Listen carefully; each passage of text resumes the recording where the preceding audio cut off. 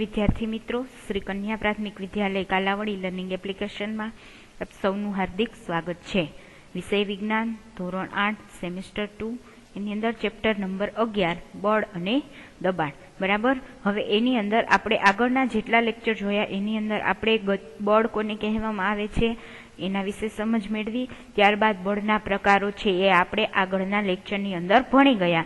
હવે આજે આપણે માહિતી મેળવીશું દબાણ વિશે. દબાણ કોને કહેવામાં આવે છે, બરાબર. અને ત્યારબાદ દબાણ છે એ કયા કયા પરિબળો પર આધાર રાખે છે અને કઈ કઈ વસ્તુ ઉપર છે એ દબાણ લગાડવામાં આવે છે, બરાબર. એ બધા વિશે આપણે અભ્યાસ કરીશું. તો દબાણ કોને કહેવામાં આવે છે એ આપણે ફર્સ્ટ લેક્ચરની અંદર જોયું હતું કે એકમ ક્ષેત્રફળ દીઠ લાગતા બળને શું કહેવાય, તો કે દબાણ કહેવામાં આવે છે. એકમ ક્ષેત્રફળ દીઠ લાગતા બળને દબાણ કહેવામાં આવે છે. અને દબાણને ઇંગ્લિશમાં શું કહેવામાં આવે છે, તો કે પ્રેશર. એટલે આપણે દબાણને P વડે પણ દર્શાવી શકીએ છીએ, બરાબર. હવે આપણે ચાલુ કરીએ. Topic number 11.8. ટોપિકનું નામ છે દબાણ. હવે તમે છે એ ધોરણ 7માં શીખી ગયા, બરાબર.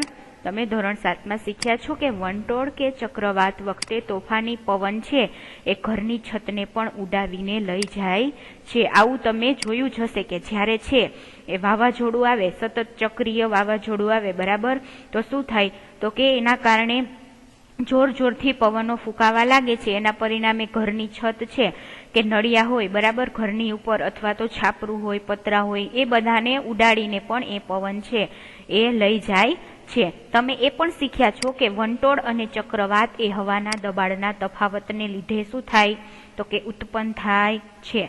હવાનું દબાણ વધે એના પરિણામે શું થાય, વંટોળ આવે અથવા તો ચક્રવાત એટલે કે વાવાઝોડું આવે છે. તો શું દબાણ અને બળ વચ્ચે કોઈ સંબંધ છે કે નહીં, તમને અહીં પ્રશ્ન પૂછવામાં આવેલો છે.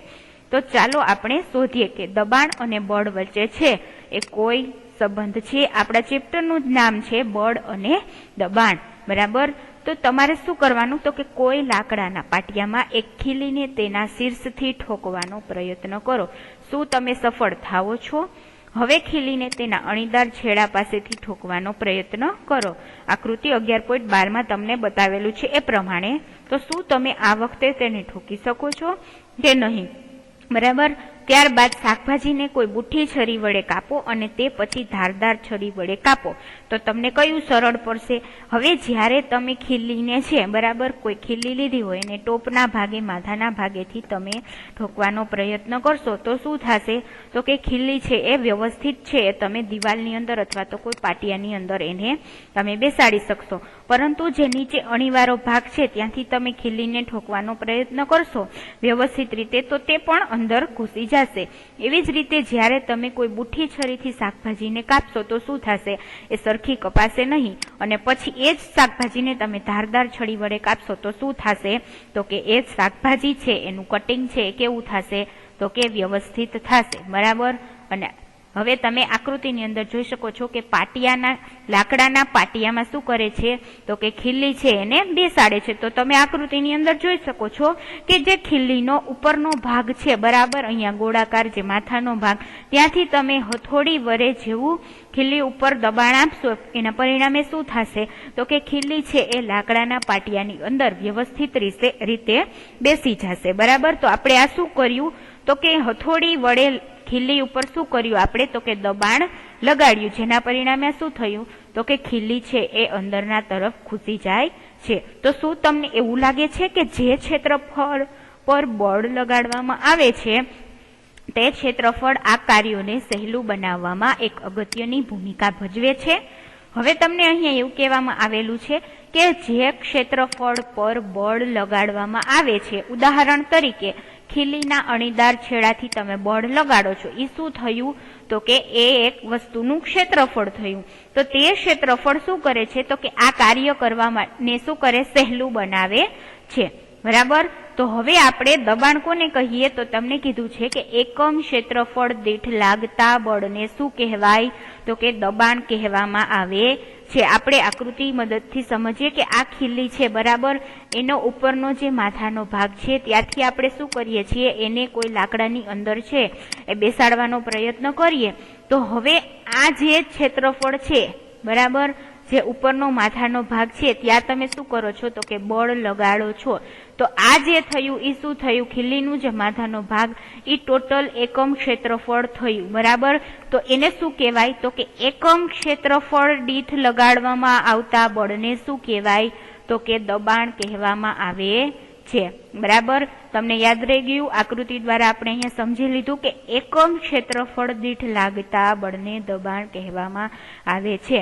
હવે આપણે જોઈએ દબાણનું સૂત્ર બરાબર. તો કે દબાણ ને ઇંગ્લિશમાં પ્રેશર કહેવાય, એટલે આપણે આને પી થી આપણે પી તરીકે પણ ઓળખીએ છીએ. તો કે દબાણ બરાબર બળ એટલે કે ફોર્સ, એટલે અહીંયા એફ કરેલો છે, અપોન જે સપાટી પર લાગતું હોય તેનું ક્ષેત્રફળ. દબાણ બરાબર શું થશે તો કે બળના છેદમાં બળ છે એ જે સપાટી પર લાગતું હોય એ સપાટીનું શું કહેવાય તો કે ક્ષેત્રફળ એટલે કે એરિયા, એટલે એને આપણે એ વડે દર્શાવી શકીએ છીએ. એટલે આપણે દબાણને સામાન્ય રીતે પી બરાબર એફ અપોન એ લખી શકીએ બરાબર. એટલે કે દબાણ કોને કહેવામાં આવે છે તો કે જે સપાટી પર એકમ ક્ષેત્રફળ દીઠ લાગતા બળને શું કહેવાય દબાણ બરાબર. સપાટી ઉપર એકમ ક્ષેત્રફળ દીઠ લાગતા બળને શું કહેવાય દબાણ બરાબર. આ સૂત્રને તમારે ખાસ યાદ રાખવાનું છે અને દબાણની ડેફિનેશન પણ યાદ રાખવાની છે, જે એક્ઝામની અંદર પૂછાઈ શકે. અને આ સૂત્રની મદદથી તમને દાખલા ગણવાનું કહેવામાં આવે તો તમારે છે એટલા માટે આ સૂત્રને યાદ રાખવાનું છે. આગળના ધોરણની અંદર તમારે દબાણ કાઉન્ટ કરવાનું આવશે, એવી જ રીતે તમારે કદાચ ક્ષેત્રફળ પણ માપવાનું હોય. તો આ સૂત્રમાં તમને બે વેલ્યુ આપેલી હોય કે દબાણ અને બળની, તો તમે છે એ સપાટીનું ક્ષેત્રફળ છે એ શોધી શકો બરાબર.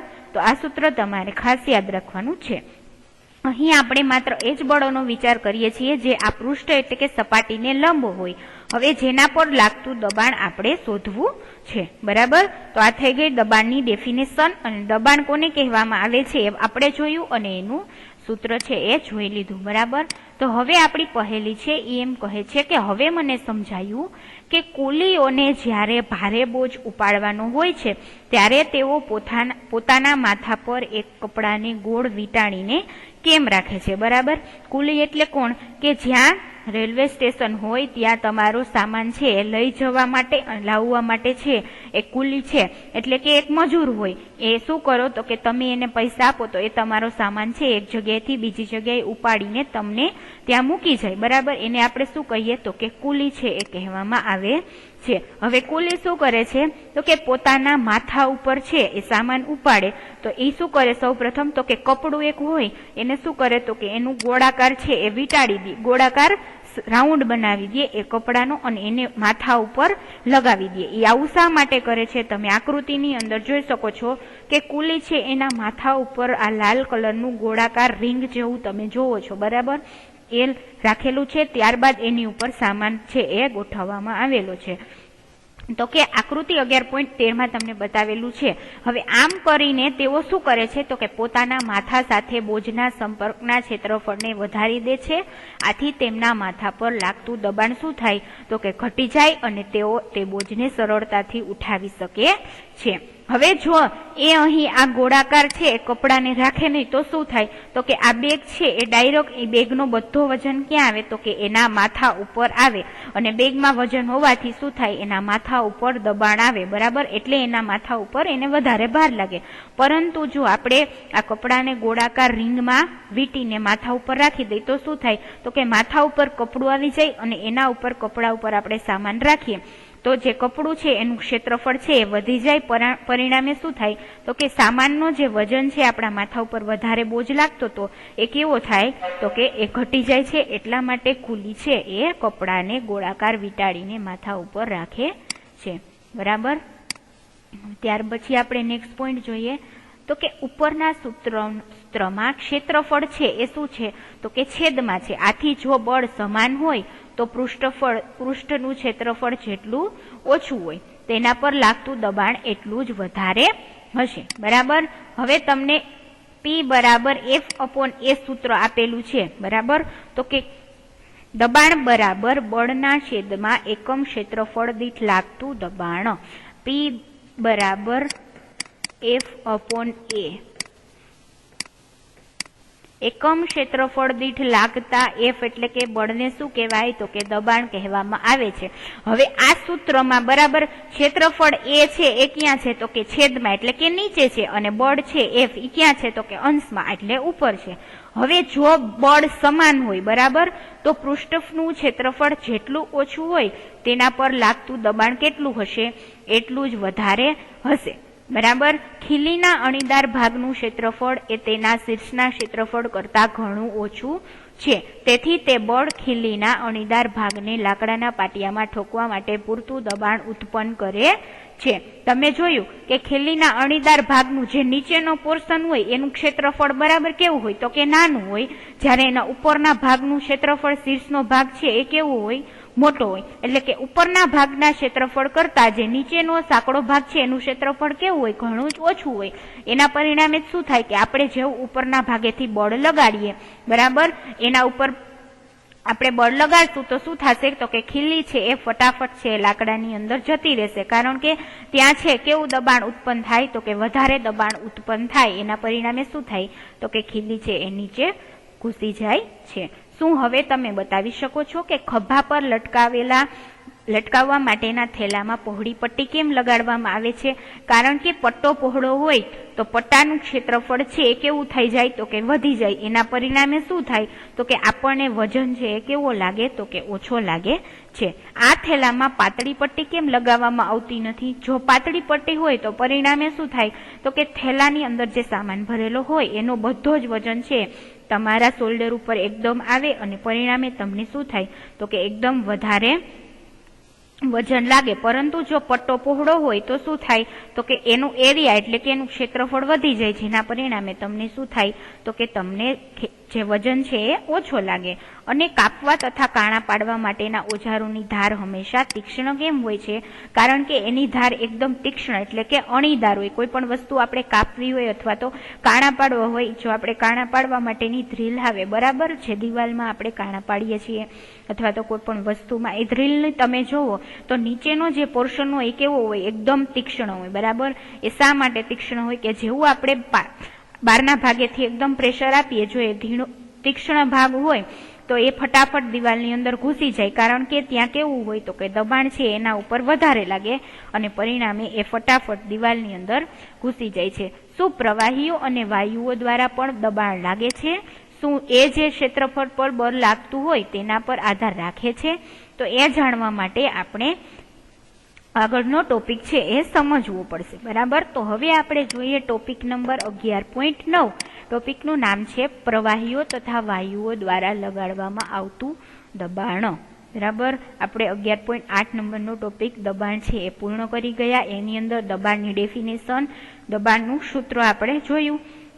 હવે આપણે જોઈએ પ્રવાહી અને વાયુઓ દ્વારા લગાડવામાં આવતું દબાણ. હવે આ ટોપિકને સારી રીતે સમજવા માટે તમને 3 પ્રવૃત્તિ આપેલી છે, 11.8, 11.9 અને 11.10.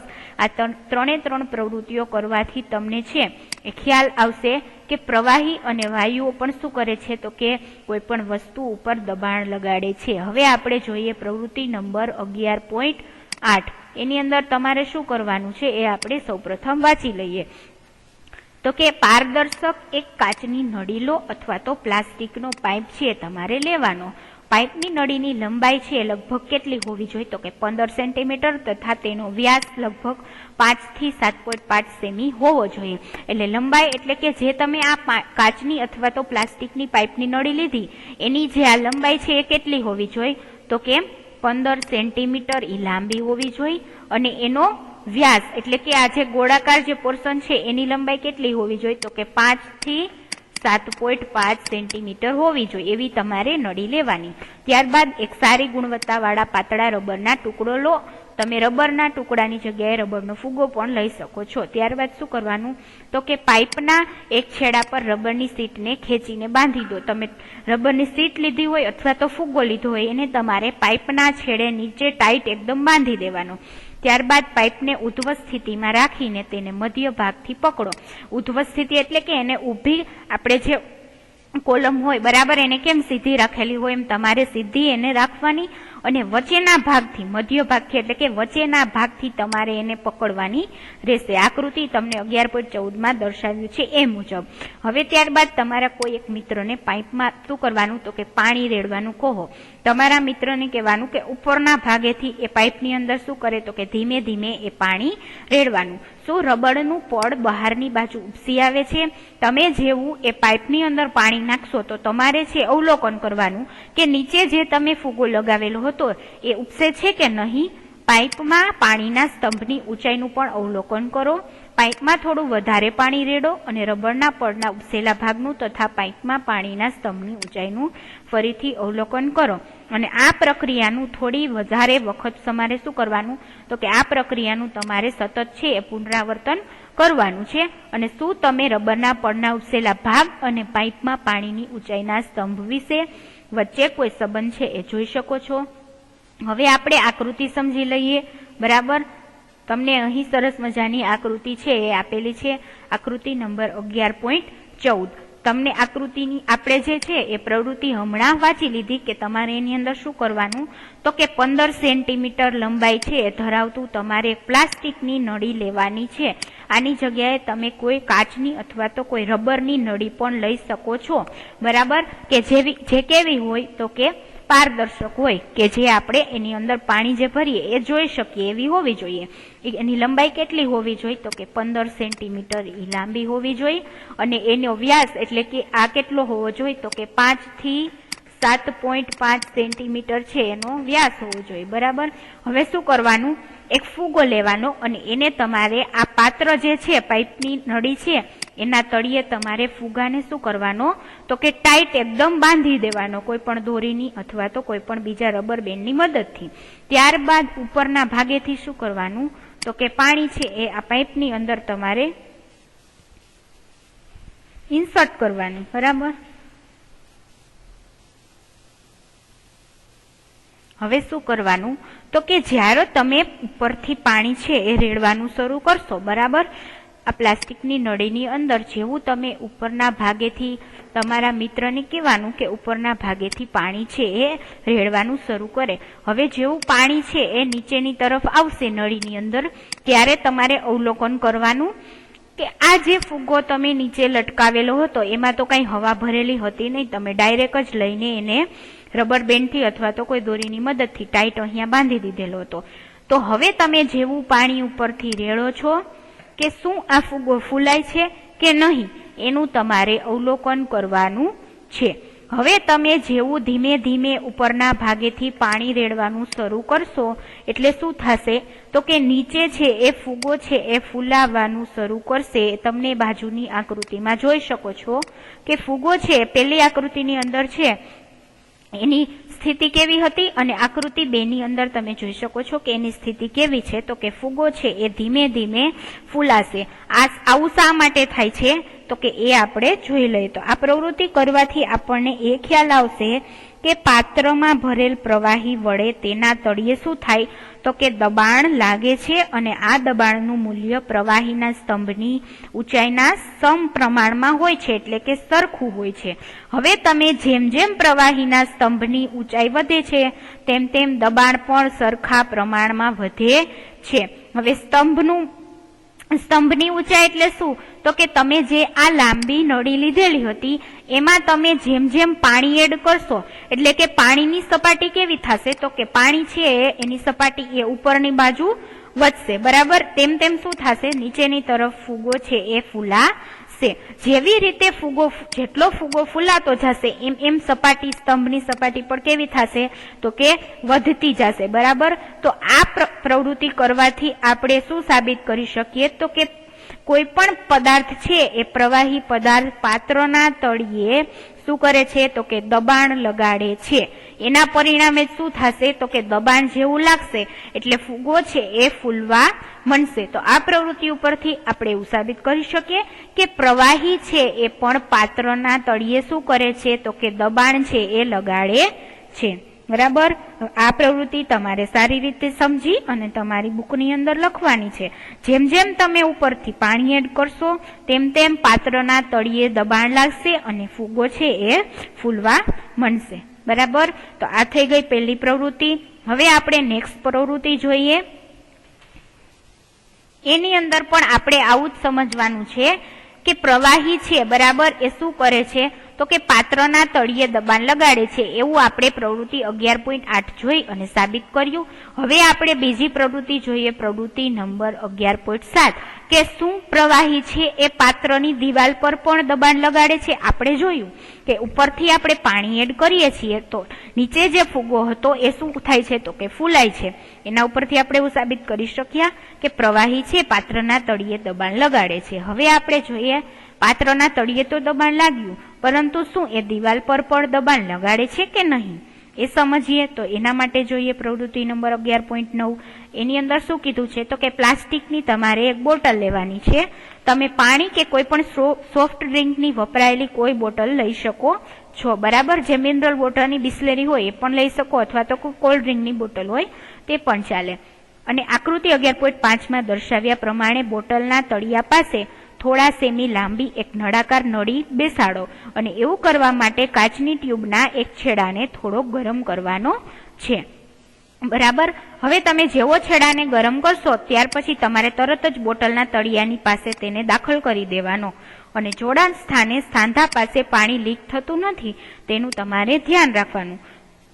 જો પાણી લીક થતું હોય તો તેને પીગાડેલા મીણથી સીલ કરો અને કાચની નળીના મોઢાને પ્રવૃત્તિ 11.8 અનુસાર એક પાતળી રબર બેન્ડ દ્વારા તમારે શું કરવાનું છે એને એક પાતળી રબર બેન્ડ દ્વારા તમારે એને લગાવી દેવાની છે. હવે બોટલને પાણીથી અડધી તમારે શું કરવાનું છે તો કે ભરવાની છે. તો તમારે જોવાનું કે તમે જો બોટલની અંદર પાણી નાખશો તો નળીના મોઢા પર લગાડેલી રબરની સીટ છે એ ફૂલે છે કે નહીં.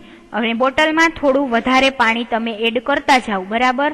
તો શું રબરની સીટના ઉપસેલા ભાગમાં કોઈ ફેરફાર થાય છે કે નહીં એ તમારે અવલોકન કરવાનું છે.